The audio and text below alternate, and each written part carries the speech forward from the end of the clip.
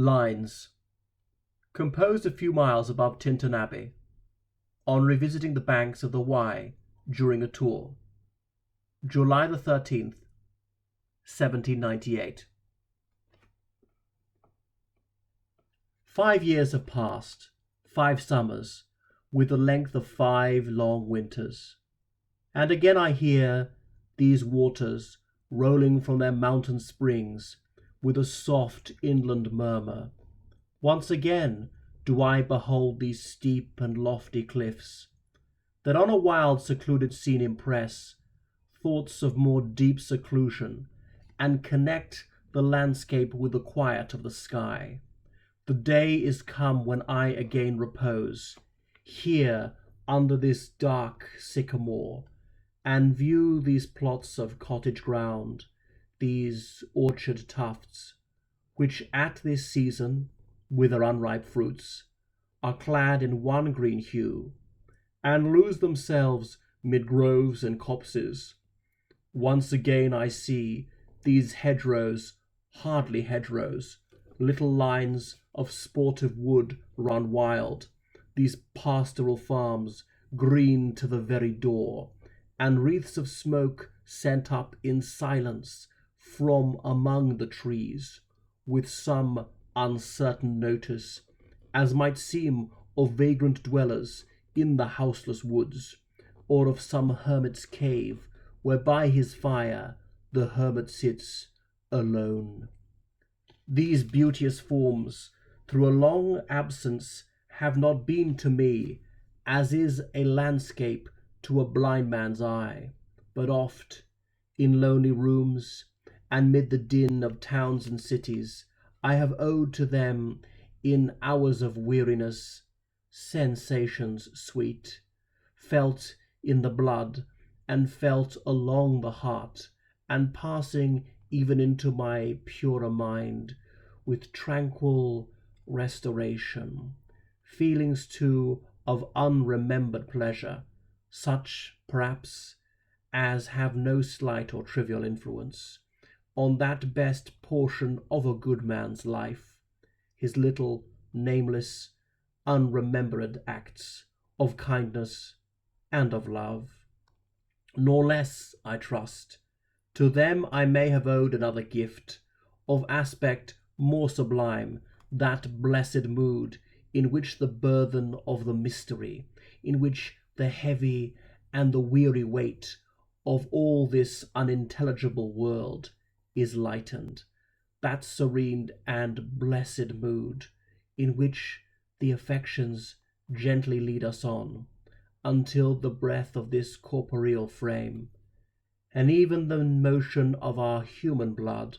almost suspended, we are laid asleep in body and become a living soul,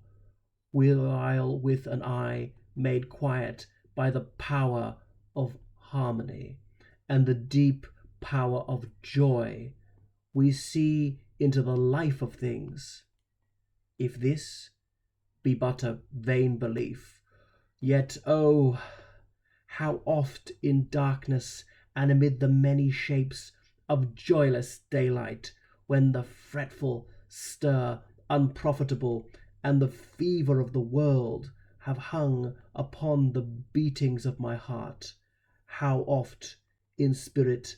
have I turned to thee, O sylvan Wye, thou wanderer through the woods, how often has my spirit turned to thee, and now, with gleams of half-extinguished thought, with many recognitions dim and faint, and somewhat of sad perplexity,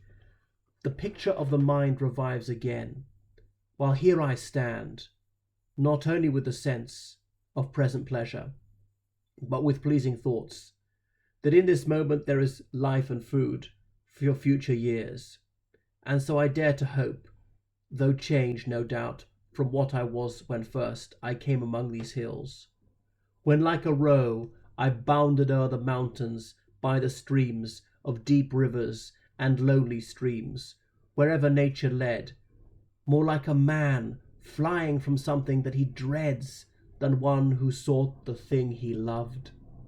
For nature then, the coarser pleasure of my boyish days, and their glad animal movements all gone by, to me was all in all. I cannot paint what then I was. The sounding cataract haunted me like a passion, the tall rock, the mountain, and the deep and gloomy wood, their colours and their forms, were then to me an appetite, a feeling, and a love that had no need of a remoter charm by thought supplied, nor any interest unborrowed from the eye. That time is past, and all its aching joys are now no more, and all its dizzying raptures. Not for this faint I, nor mourn, nor murmur, other gifts have followed. For such loss I would believe abundant recompense. For I have learned to look on nature not as in the hour of thoughtless youth, but hearing oftentimes the still sad music of humanity, nor harsh nor grating, though of ample power to chasten and subdue. And I have felt a presence that disturbs me with the joy of elevated thoughts, a sense sublime of something far more deeply interfused, whose dwelling is the light of setting suns, and the round ocean, and the living air, and the blue sky, and in the mind of man a motion and a spirit that impels all thinking things, all objects of all thoughts, and rolls through all things. Therefore am I still a lover of the meadows and the woods, and the mountains, and of all that we behold on this green earth, of all the mighty world of eye and ear,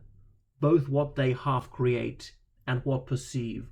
well pleased to recognize in nature and the language of the sense, the anchor of my purest thoughts, the nurse, the guide, the guardian of my heart and soul, of all my moral being. Nor perchance, if I were not thus taught, should I the more suffer my genial spirits to decay. For thou art with me here upon the banks of this fair river, thou, my dearest friend, my dear, dear friend. And in thy voice I catch the language of my former heart, and read my former pleasures in the shooting lights of thy wild eyes. Oh, yet a little while may I behold in thee what I was once,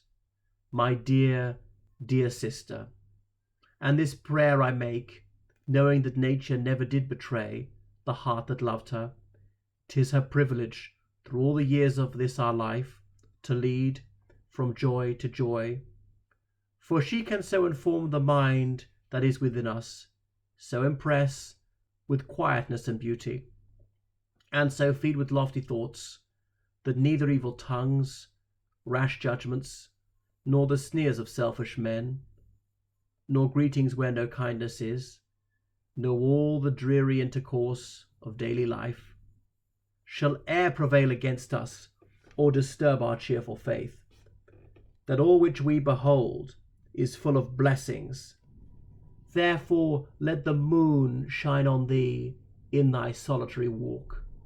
and let the misty mountain winds be free to blow against thee. And in after years, when these wild ecstasies shall be matured into a sober pleasure, when thy mind shall be a mansion for all lovely forms, thy memory be as a dwelling place for all sweet sounds and harmonies. Oh, then if solitude or fear or pain or grief should be thy portion, with what healing thoughts of tender joy wilt thou remember me and these exhortations? Nor perchance, if I should be where I no more can hear thy voice, nor catch from thy wild eyes these gleams of past existence, Wilt thou then forget that on the banks of this delightful stream we stood together, and that I, so long a worshipper of nature, hither came, unwearied in that service, rather say with warmer love, oh, with far deeper zeal of holier love? Nor wilt thou then forget that after many wanderings, many years of absence, these steep woods and lofty cliffs, and this green pastoral landscape were to me more dear both for themselves and for thy sake.